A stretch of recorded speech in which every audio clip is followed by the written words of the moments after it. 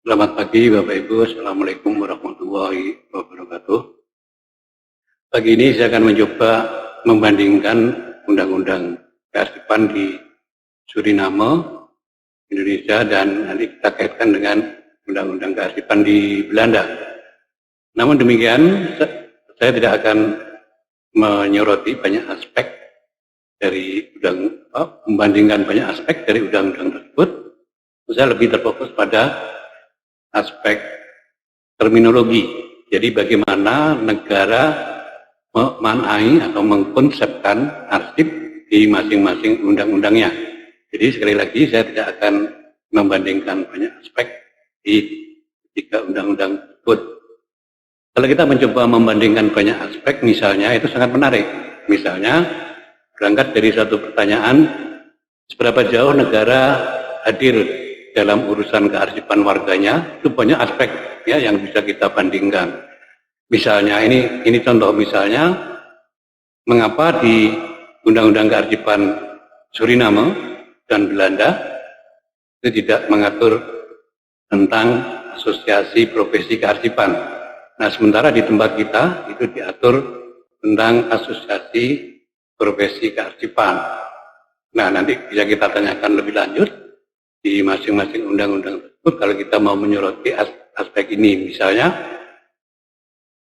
apakah asosiasi kearsipan di Suriname dan di negara itu independen dan otonom, atau apakah asosiasi kearsipan di Indonesia itu lebih subordinasi misalnya. Itu banyak aspek sebenarnya yang bisa kita lihat dari seberapa jauh negara hadir dalam kearsipan. Kali ini kita mencoba melakukan overview tiga undang-undang tersebut, yakni Undang-Undang Belanda, Undang-Undang Kearsipan di Indonesia, dan Undang-Undang Kearsipan di Suriname.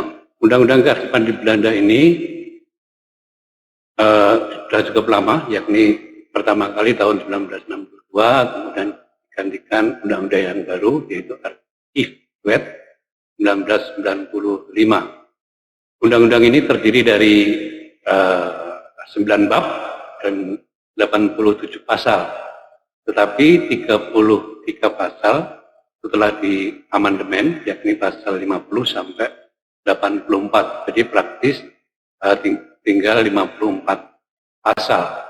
Nah, kemudian penjelasan umumnya itu terpisah, berada di Memori Pantulik Architect 1995. Kemudian aturan pelaksanaannya itu Architect yang dikeluarkan oleh Menteri Pendidikan, Kebudayaan dan Ilmu Pengetahuan atas nama Ratu tahun 1995. Jadi hampir dekat dengan undang-undang kearsipannya. Jadi undang-undang kearsipannya itu April, kemudian aturan pelaksanaannya itu Desember 1995.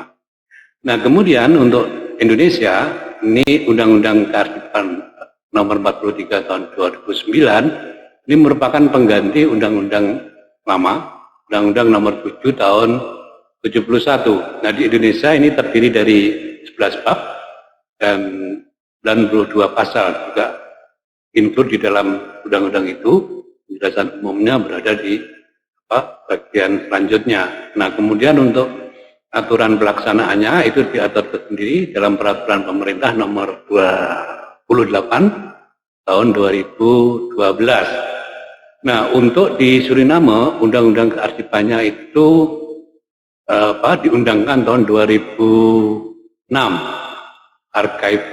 Architect nomor 28 tahun 2006. Nah, kemudian penjelasan umumnya, Memori Pantulik Architect-nya itu include di dalam undang-undang itu dan sangat detail. Jadi dijelaskan pasal per pasal, dan di sana tidak ada misalnya frasa atau klausul. Misalnya ini contoh pasal 19 cukup jelas, nggak ada, semuanya dijelaskan secara detail di penjelasan atau Memori Pantulik Architect di di Suriname. Nah, juga aturan pelaksanaannya itu setahun kemudian itu di archive slip-nya itu muncul untuk undang-undang di Suriname. Baik, Bapak Ibu, kita lanjut ke bagian berikutnya, yakni mengenai terminologi arsip di masing-masing negara. Nah, di Belanda disebut Archiefscheden. Nah, ini menurut Erik Kapler dalam satu tulisannya The Netherlands Archive, Library and Museum, itu menjelaskan secara detail tentang istilah Archiefscheden ini. Jadi dia menamakan archive dokumen, jadi dokumen arsip, ya, untuk istilah Archiefscheden ini sama persis seperti nanti di Suriname. Mari kita coba lihat rumusan di masing-masing negara. Di Belanda itu dibedakan secara implisit, itu sudah terlihat bahwa di Belanda sudah dibedakan yang disebut Archiefscheden atau arsip itu adalah juga arsip dinamis, rekod maupun archive. Nah, di bagian di butir 1 dan 2, maksud saya ini pasal 1 huruf C, butir 1 dan 2 itu cukup jelas bahwa di situ terkait dengan rekod atau lebih luasnya rekod manajemen. Nah, sementara yang butir 3 itu lebih terkait dengan archive manajemen, ya. Ini. Coba kita lihat rumusannya seperti apa. Jadi kalau yang huruf 1 itu dokumen dalam bentuk apapun yang diterima atau dibuat oleh otoritas publik yang menurut sifatnya dimaksudkan untuk disimpan di otoritas publik yang bersangkutan. Ini kan lebih ke rekod. Nah, coba kita bandingkan dengan yang butir 3, ya. Dokumen terlepas dari bentuknya yang berdasarkan perjanjian, keputusan, warisan atau atas dasar lain oleh lembaga atau perorangan yang telah disimpan dalam tempat penyimpanan, repository. Jadi ini tempat penyimpanan yang dimaksud adalah arsip nasional, arsip provinsi, dan juga arsip kota madya itu untuk di Belanda. Jadi intinya bahwa di dalam undang-undang kearsipan Belanda itu secara implisit itu sudah mengandung pengertian rekod dan archive. Coba kita lihat di Indonesia sekarang.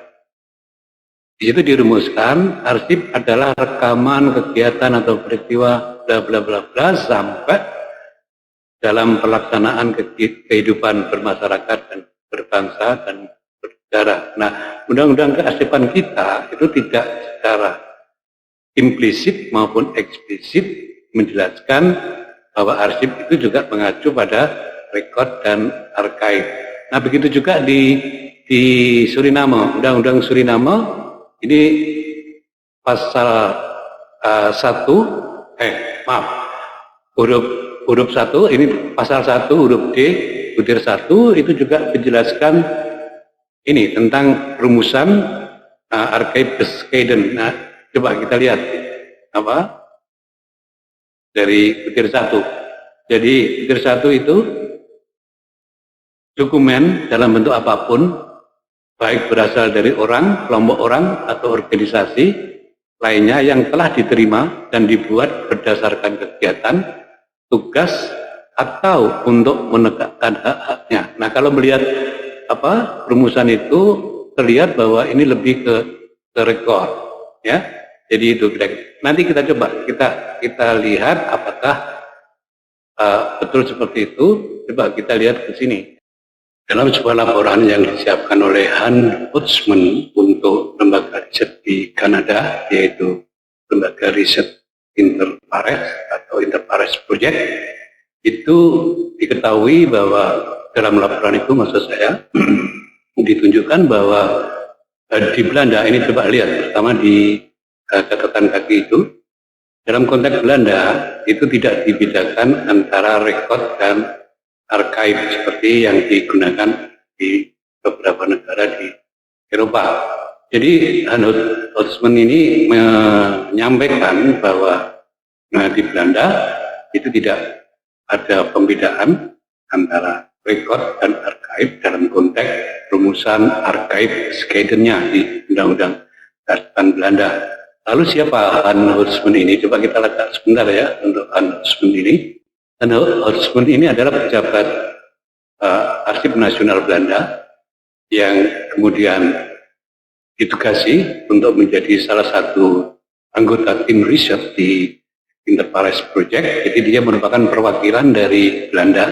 Terus saya Arsip Nasional Belanda untuk ikut bergabung dalam satu proyek yang dinamakan Interpares Project. Nah, coba kita lihat sebentar ya. Jadi Interpares Project ini merupakan lembaga riset yang bergengsi dan sumber dananya dari lembaga-lembaga internasional yang dipimpin oleh direkturnya Luciana Duranti. Banyak tulisan Luciana Duranti yang terkait dengan kearifan dan teknologi informasi. Jadi bukunya termasuk juga artikel akademiknya banyak dipublikasikan.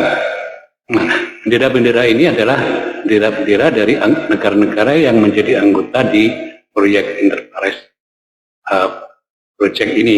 Jadi itu kira-kira Hans Holtzman ini adalah anggota dari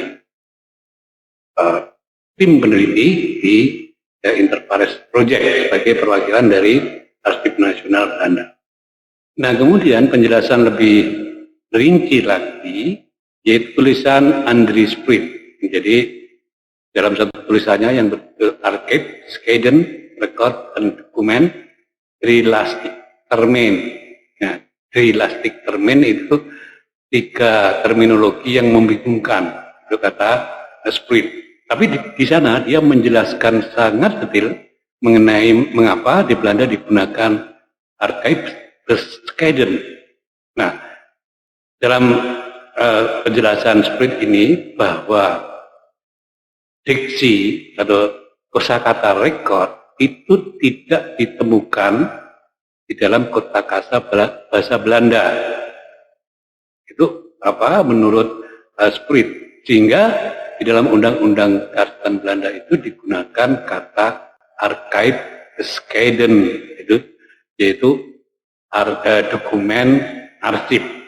Nah, itu menurut Spruit mengenai mengapa di Belanda terminologi arsip itu bermakna rekod dan arkaib. Nah, sementara di Indonesia satu-satunya sumber yang saya dapatkan yaitu tulisan Pak Djoko Utomo, ya, judulnya Arsip as National Identity of Indonesia. Nah, tulisan ini pernah dipresentasikan Pak Djoko di Australia, kemudian dimuat lagi di Jurnal Kearifan ANRI tahun 2013. Nah, di bagian halaman 1 itu Pak Djoko menjelaskan bahwa arsip di Indonesia atau terminologi arsip di Indonesia itu juga mengacu pada rekod dan arkaib, atau kalau di Malaysia itu rekod dan arkib, atau arkib di Belanda dan arkaib di Prancis. Nah, Pak Djoko juga menjelaskan mengenai arsip dinamis dan arsip statis. Yang keduanya itu berasal dari terminologi Belanda, yaitu dinamik arkib dan statik arkib. Ini menurut Pak Djoko Utomo. Jadi penjelasan mengenai arsip, terminologi arsip di Indonesia yang bermakna rekod dan arkaib itu dari Pak Djoko Utomo. Nah, kemudian kita lihat di Suriname. Di Suriname ini penjelasannya mengenai Archive Scheiden atau arsip itu muncul di bagian penjelasan umum, dan di sana sangat detail dijelaskan, ya. Dan pertama dikaitkan dengan record management dan archive management, kemudian di bagian berikutnya itu sangat detail dan dijelaskan bahwa Archive Scheiden itu juga record dan archive, jadi juga arsip dinamis dan arsip. Jadi ini apa namanya? Kedua negara ini memaknai arsipnya dengan dua pengertian rekod dan arkaib seperti di Belanda. Nah, kalau melihat teks seperti ini, kalau dari disiplin linguistik, kita bisa menggunakan pendekatan strukturalisme dari strukturalisme, ya, di mana di dalam pendekatan itu ada satu konsep yang disebut oposisi biner. Oposisi biner itu begini, jadi kalau nggak hitam ya putih, kalau nggak wanita ya laki-laki. Nah, itu oposisi biner. Nah, dalam konteks ini arsip di ketiga negara itu juga rekod dan arkaib. Jadi ini kalau kita mencoba melihat dari pendekatan strukturalisme ini dari ilmu linguistik. Itu Bapak Ibu.